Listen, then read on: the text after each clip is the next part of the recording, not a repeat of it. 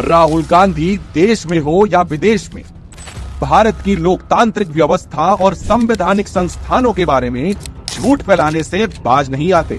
अब एक बार फिर अपने देश विरोधी एजेंडा को पूरा करने के लिए राहुल गांधी अमेरिका की यात्रा पर निकल पड़े हैं। अपनी झूठ की दुकान से राहुल गांधी ने पहला झूठ SC/ST को लेकर बोली। In the highest courts of the country, there's almost no participation of 90% of India. I can tell you that in the media, national media anchors, journalists, there is zero participation of lower caste, OBCs, Dalits, Adivasis.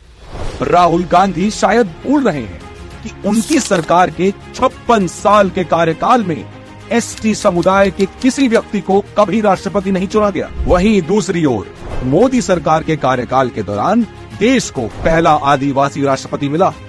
Modi सरकार के 2 कार्यकाल में ही दलित और आदिवासी दोनों राष्ट्रपति भारत ने देखे। OBC समाज से आने वाले हमारे प्रधानमंत्री श्री नरेंद्र मोदी जी के मंत्रिमंडल में भी पिछड़े वर्ग को प्रतिनिधित्व का अवसर मिला है। मोदी सरकार के कार्यकाल में सुप्रीम कोर्ट में SC/ST न्यायाधीशों की संख्या सबसे अधिक है। ये स्थिति कम से कम किसी ने भी कांग्रेस के कार्यकाल में नहीं देखी होगी। राहुल गांधी की झूठ की दुकान का अगला झूठ शिक्षा व्यवस्था को लेकर आया। Seriously increasing the amount of money the government of India spends on education.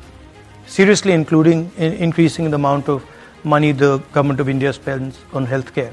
Providing a basic minimum to our people.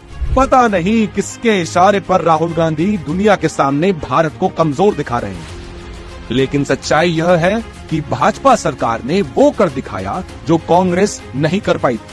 Modi ji के 2 कार्यकाल में भारत में 7 IITs, 16 IIITs, 7 IIMs, 15 AIIMS, 315 medical colleges और 390 यूनिवर्सिटीज का निर्माण हुआ है। इतना ही नहीं, आदिवासी बच्चों के लिए एकलव्य स्कूल भी खोले हैं। राहुल गांधी के झूठ की लड़ी यहाँ खत्म नहीं होती है। वे एक के बाद एक झूठ बोलकर भारत की छवि को खराब करने में कोई कसर नहीं छोड़ रहे हैं।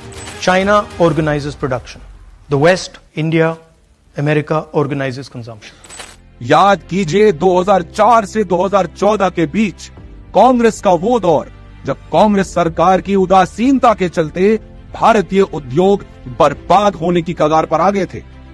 बुनियादी उत्पाद भी चीन से आयात किए जाने लगे थे। मोदी सरकार ने मेक इन इंडिया का मंत्र दिया, जिसने निर्माण क्षेत्र को पुनर्जीवित किया, उत्पादन और निवेश बढ़ा और लाखों रोजगार का सृजन हुआ।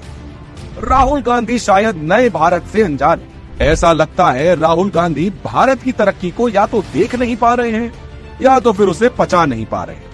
राहुल गांधी संविधान की बात तो करते हैं, लेकिन संविधान से ही अनजान बने हुए हैं। जो संविधान बराबरी की बात करता हो, उसे कांग्रेस और उसके साथी तुष्टीकरण के चलते दरकिनार कर देते।